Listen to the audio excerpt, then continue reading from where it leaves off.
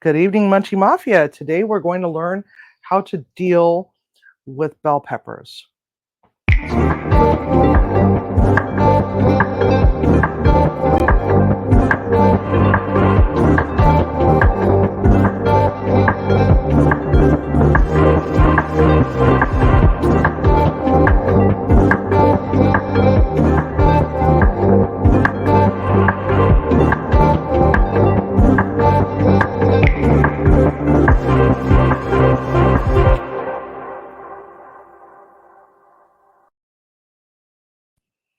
All right, so bell peppers are really smooth and they're round and they can actually be a death trap. I remember the first time that I worked in a restaurant in the kitchen, and I had been put to the task of dealing with bell peppers, and I was just a teenager at the time, but I ended up cutting my finger pretty severely. I ended up cutting a good chunk of my finger off, and the fingernail never really grew back properly. So I'm going to show you two different ways to cut a bell pepper.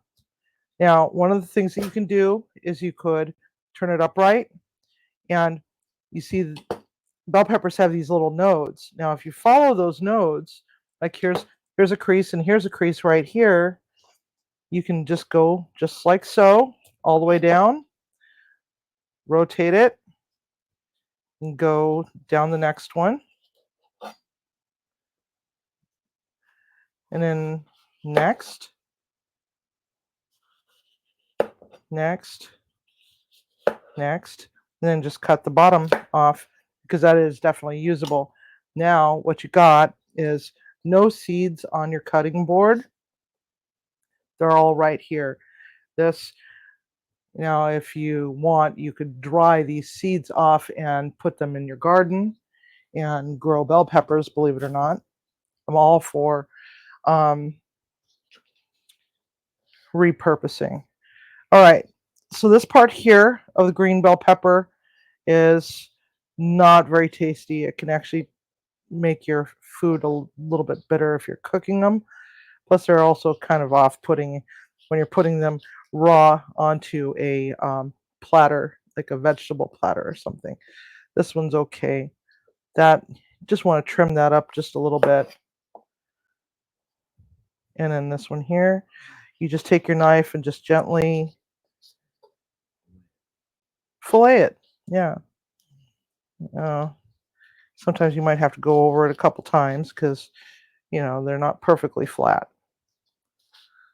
And there's that one there. Let's start on this side. Just like so. That part is actually usable. So there's this way to do it. Now, the other way you could do it, which takes a lot of practice and a very sharp knife, is you just put like a divot right there, set the knife down, and then you just roll it. Just like so. And just like so.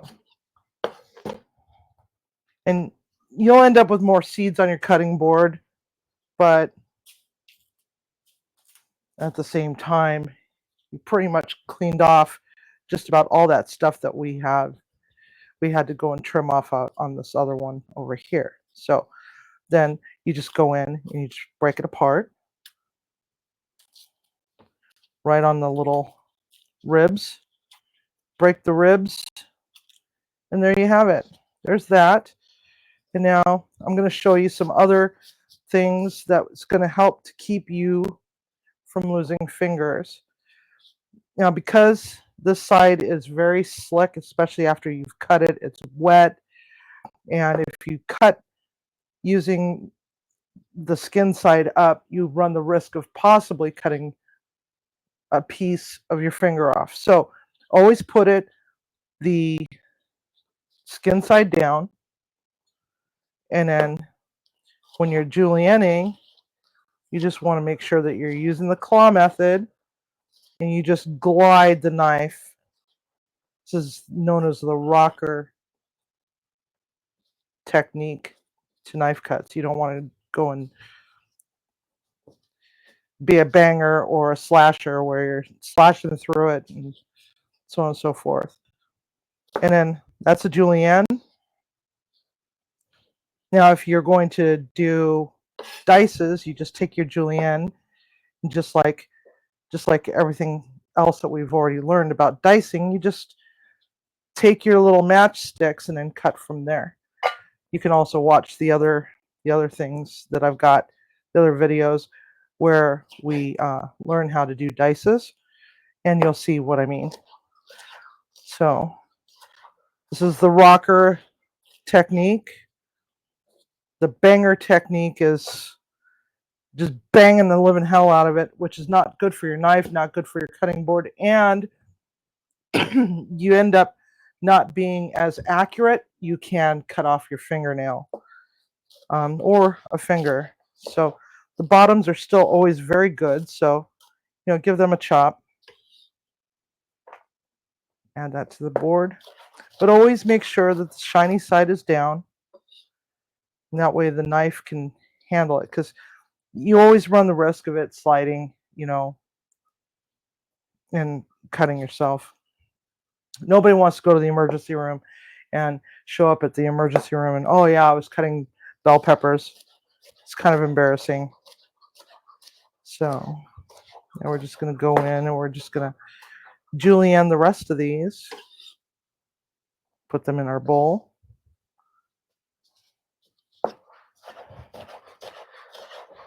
Let's see here. How's that view? So you can see this side of the knife.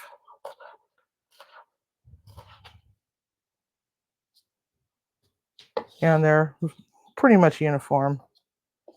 Now, uniformity is very important in cooking because that way all of your ingredients will cook at the same pace, so that you're not ending up with a bunch of pieces that are still kind of raw and some that are, you've pretty much killed the life out of it with fire. So just make sure that, they're reasonably the same thickness.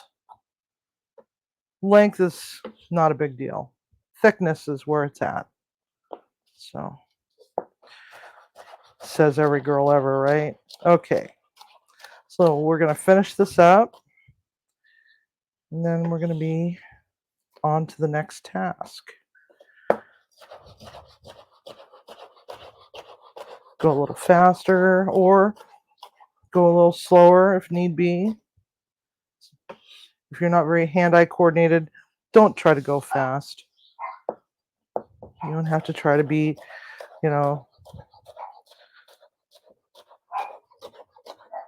speed racer with a knife. Always go at the speed that you feel most comfortable. And that way